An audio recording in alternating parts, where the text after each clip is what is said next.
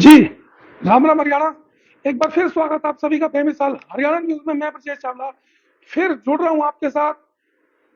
लगातार आपको शहर की महत्वपूर्ण खबरें हम दिखाते हैं और पता है आपको कि विधानसभा चुनाव आने वाले हैं। जैसे जैसे चुनाव नजदीक आते हैं वैसे वैसे पूरे शहर में, दिल्ली एनसीआर में, पूरे देश में राजनेता जो है सक्रिय होने लगते हैं, जगह जगह पर जाने लगते हैं, समाज में लोगों के बीच जाते हैं और अपनी पार्टी की उपलब्धियां गिनवाते हैं। लेकिन हमारे साथ एक ऐसे शख्स भी हैं, चुनाव हो या ना हो समाज में हमेशा सक्रिय रहते हैं। सुबह, दोपहर, शाम, रात, 4 पहर होते हैं। चारों पहर कहीं भी आप जाएंगे आपको वहीं पर आम जनता के साथ, पब्लिक के साथ खड़े हुए मिलेंगे। और ऐसी शख्सियत है जो शायद मुझे लगता नहीं किसी परिचय की मोहताज हो, बड़े अच्छे ओहदे पर है मौजूदा सरकार में, भारतीय जनता पार्टी में। राजन मुथरेजा जी हैं। आज बात करेंगे इनसे कुछ, क्योंकि जब भी बीजेपी की चर्चा होती है एनआईटी 87 की, तो राजन मुथरेजा जी का नाम वहां पर जरूर आता है। तो एक बार बात इनसे जरूर करेंगे आज, क्योंकि 15 अगस्त आ रहा है, तिरंगा यात्राएं निकल रही हैं। तो अभी अभी आए हैं भाई साहब। तो कभी राम यात्रा की बात होती है, कभी तिरंगा यात्रा की बात होती है, कभी राम सेवक के रूप में, हनुमान सेवक के रूप में, और कभी बीजेपी के नेता के रूप में, और कभी समाज सेवक के रूप में दिखाई देते हैं। इस कई रूप है, कई चीजें आपकी दिखाई देती है। क्या कहेंगे मथुरा साहब? सबसे पहले तो आप सभी के आपके चैनल के दर्शकों को मेरा नमस्कार। और जैसा कि आपको पता है कि अभी स्वतंत्रता दिवस आने वाला है 15 अगस्त को, तो मैं आप सभी से अनुरोध करूंगा कि एक राष्ट्रीय ध्वज अपने घर पे जरूर लगाएं, उन्हें सलाम करें, उन शहीदों को याद करें, उन्हें नमन करें जिनकी शहादत के बदौलत आज हम एक खुला आसमान देख पा जी रहे हैं। बिल्कुल। और रही बात अलग अलग रूप की, ये तो देखिए जनता है, जिस रूप में देखती है, जिस रूप में चाहती है, उस रूप में हम लोग आ जाते हैं। जी सेवक हमेशा सिर्फ सेवा से जाना जाता है, नाम जनता दे देती है उसे। जी, बहुत अच्छी बात कही है, नाम जनता देती है। फिलहाल जो राजन मुथरेजा जी हैं, इनको शायद एक युवा मंडल की कुछ एक और जगह आपको एक कुछ दी गई है, कुछ और भी अभी? मैं जिले में कोषाध्यक्ष के साथ साथ पूरे जिले के जो युवा मोर्चा है उसकी प्रभारी की जिम्मेदारी मुझे दी गई है, जी ताकि युवा मोर्चा के जो भी कार्यक्रम आते हैं या उनका काम करना है सुचारू रूप से हो, एक प्रभारी की जो एक जिम्मेदारी होती है वो मुझे दी गई है। युवा मोर्चा के आप प्रभारी हैं। राजन जी, आपको कई जगह ऐसी देखी गई है कि सुबह का समय होता है, अचानक शाम को, अचानक रात को आप एक जनसंपर्क एक अभियान आपने चला रखा है, कहीं पर भी पहुंच जाते हैं हमारे साथियों के साथ। क्या संदेश दे रहे हैं आप लोगों देखिए, मैंने उस अभियान को नाम दिया है संपर्क से समर्थन, और ये आज से नहीं है। अगर मेरे सोशल मीडिया अकाउंट पे कोई भी जाएगा देखेगा तो मैं लगातार कई सालों से ये काम कर रहा को? जी हूँ। संपर्क से समर्थन, जनता के बीच में, आम लोगों के बीच में जाके उनको जन सरकार की चलने वाली जन कल्याणकारी नीतियों के बारे में बताना, जी उनसे संपर्क करना और उनसे एक विश्वास लेना जी सरकार के प्रति, उसके कामों के प्रति। देखिए, क्या होता है कि बहुत से काम सरकार करती है, लेकिन हम जैसे कार्यकर्ता ही होते हैं जो उस कामों को नीचे तक ले जाकर लोगों को बताते हैं। कई बार क्या होता है, विरोधी सरकारें भ्रम फैलाती हैं जी जनता के बीच में, तो उस भ्रम को दूर करना एक कार्यकर्ता, एक डेडिकेटेड कार्यकर्ता का काम होता है। लगातार अपनी पार्टी, अपनी सरकार की नीतियों को जमीन तक ले जाना, लोगों को बताना, उनको अवगत कराना और उनसे मिलने वाले लाभ को उन तक पहुंचाना। जी, बहुत अच्छी बात कही है राजन जी ने। एक कल की बड़ी एक अहम मीटिंग थी मुतैजा जी।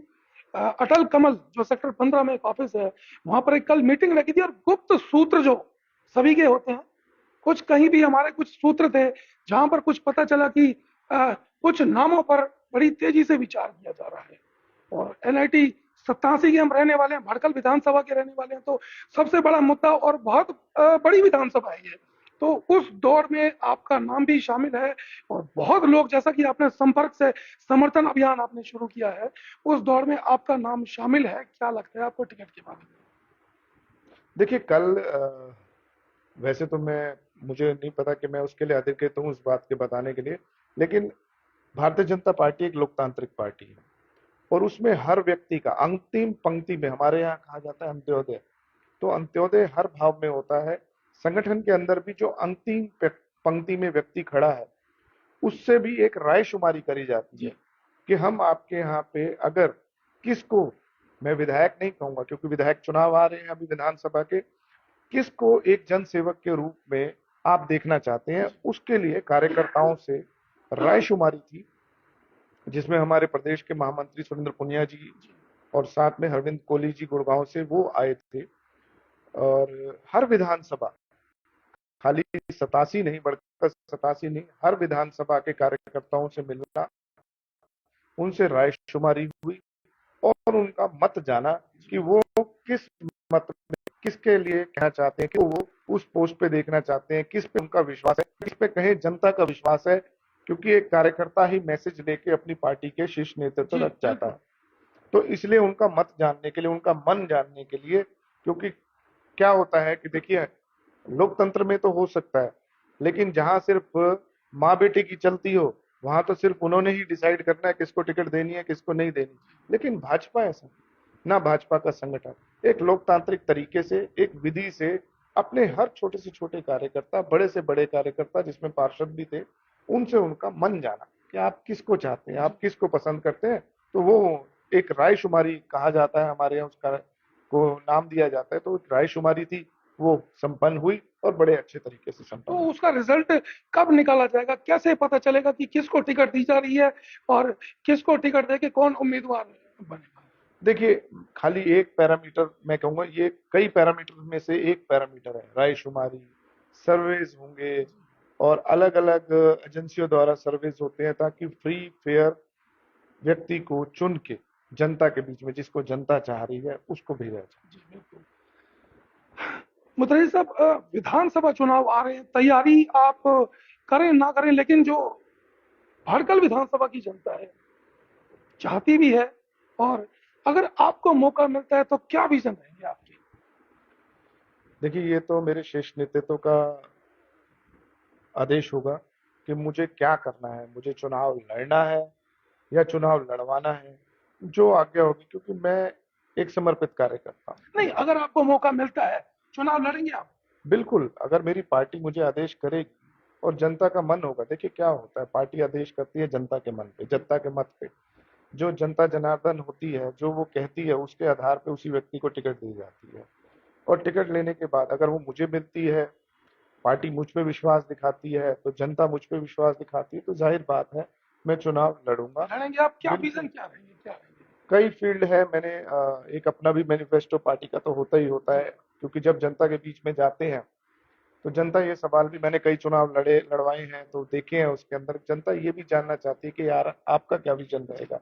पार्टी का तो एक विजन है बड़े स्केल में, लेकिन इस विधानसभा को लेके, क्योंकि एक बात मैं बार बार कहता हूं कि अगर जो जनता की समस्या है, अगर कोई पानी की समस्या से जूझ रहा है तो उसमें मैं भी जूझ रहा हूँ। मैं यहीं का बाशिंदा हूँ, मैं यहीं का रहने वाला हूँ, मैं इसी विधानसभा का रहने वाला हूँ। जो मूलभूत सुविधाएं, मान लो अगर सड़क की कोई समस्या है, कहीं गड्ढा है तो उस सड़क से मैं भी निकल रहा हूँ। अगर सीवर की समस्या है तो मेरे घर भी वही आ रही है, अगर बिजली कहीं जा रही है तो मेरी भी जा रही है।